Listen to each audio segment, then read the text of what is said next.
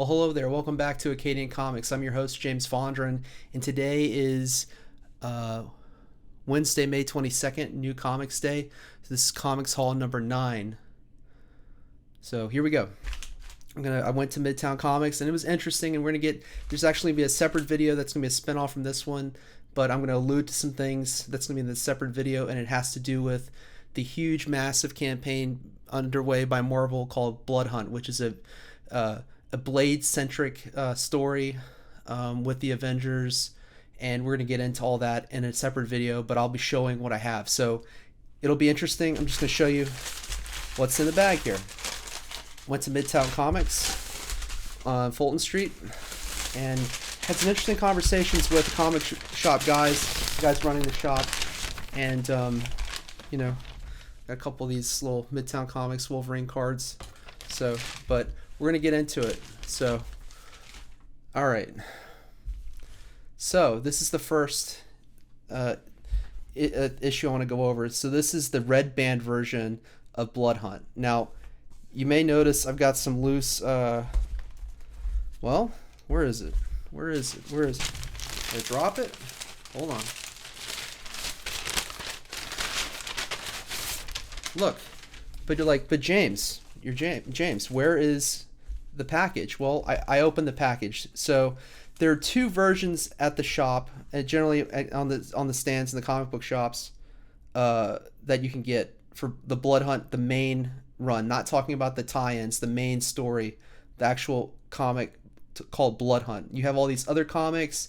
There's a Spider-Man Blood Hunt. There's a vampire. There's a Dracula Blood Hunt. So forth and so on. So there's other tie-ins. Doctor Strange, I think there's a Doctor Strange Blood Hunt. So the week before, or actually on the last release, I think it was beginning of this month or end of last month, I can't remember when it happened, but I think it was earlier this month, one of the comic shop guys at Midtown Comics said, yeah, well, we don't know what the difference is between this one and this one. Like, how much different is the art? So we're going to go over that.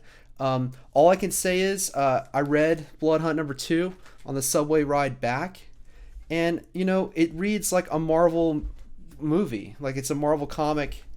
It reads like a Marvel movie that we either are going to get or not get. So,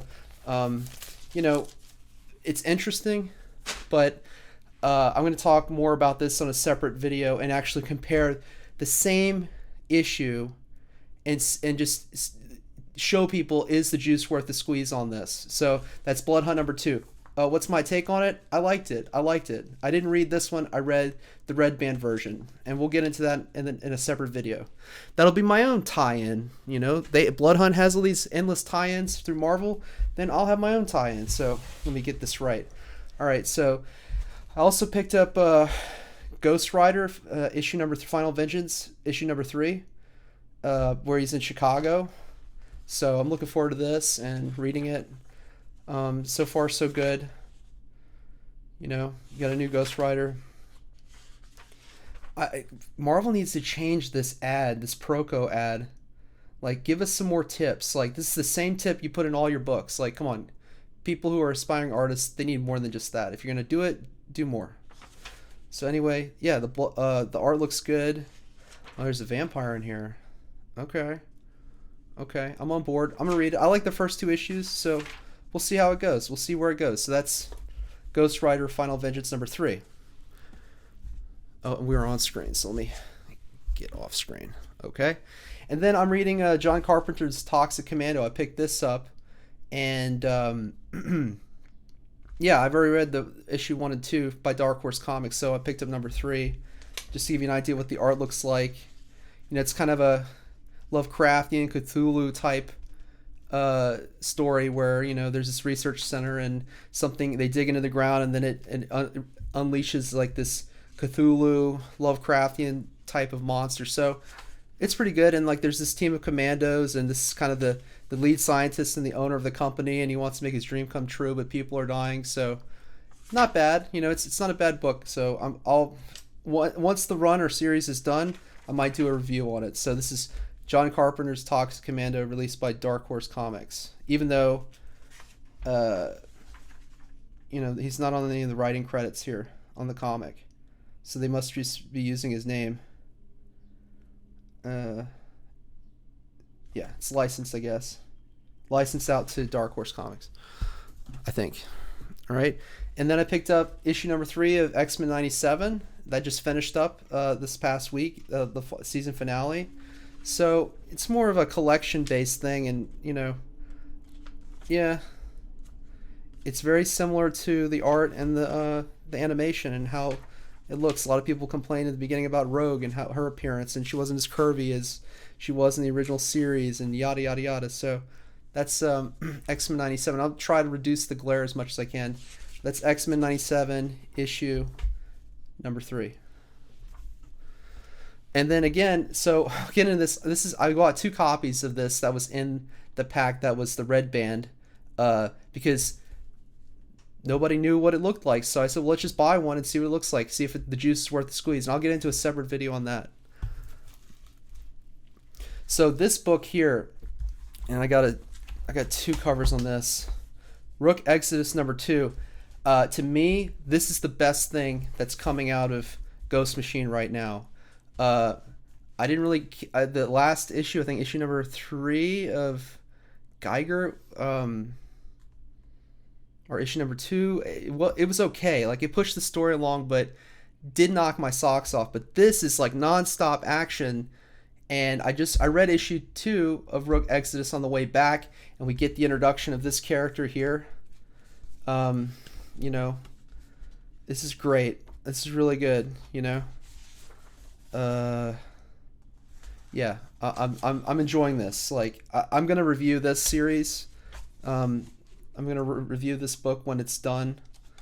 But Dire Wolf, she's introduced, and Dire Wolf and Rook, they have a kind of a connection, and I don't want to spoil it, but the art is awesome. It's excellent. So anyway, good book. I like it. For me, this is the best coming out of Ghost Machine right now, is Rook Exodus. And just out of my curiosity, I picked up the different cover. Oh, I wanted the other cover, not this cover. Whoops. But anyway, I picked up Star Trek Defiant, Hell is Only a Word, Part 4. So, yeah, this is cover B. I wanted cover A. Well, I was kind of in a rush, but I'm reading it. The art's good. It's a good story. They have this parasite story going on. And, I like Star Trek, so it's not bad. It's good. I'm enjoying it. That's IDW there. And then, I know I said I wasn't going to do this, but I picked up a facsimile of the New Mutants. It's got Rob Liefeld's art in here. So, studying and being an aspiring artist myself, I wanted to see some Rob Liefeld art in the flesh. So here it is, Here it is. Early Liefeld, right? Early days. So anyway, that's what I picked up. And you got Deadpool in here. It's the comic introducing Deadpool. So it's issue 98 of the New Mutants, where Deadpool's introduced. So awesome. And Dynamo too. So that's it for this edition or episode of Comics Haul. I hope you enjoyed it. Again, if you must buy a comic book in a comic shop, I highly recommend, over anything else, get issue 1 and issue 2 of Rook Exodus. I got issue 2 of Redcoat, and I wasn't really that impressed, and it gets a little wordy, and they kind of lost some steam, and it seems like they're trying to pick up on story there, but hopefully issue 3 will be better. But they're kind of losing me on Redcoat. I know it's supposed to all tie in together. This is supposed to tie in the past with Redcoat, the 20 years in the future for Geiger after nuclear war and nuclear Armageddon, or it's like post-apocalyptic times, and then distant future with Rook Exodus, where it's off-world and they're trying to reinvent the Earth and all that. You have this giant turtle. Awesome stuff. I love the art here. I think Jason Fabok is knocking it out of the park. It's great art. It looks really good. So, interestingly enough, though, someone this side shot here, someone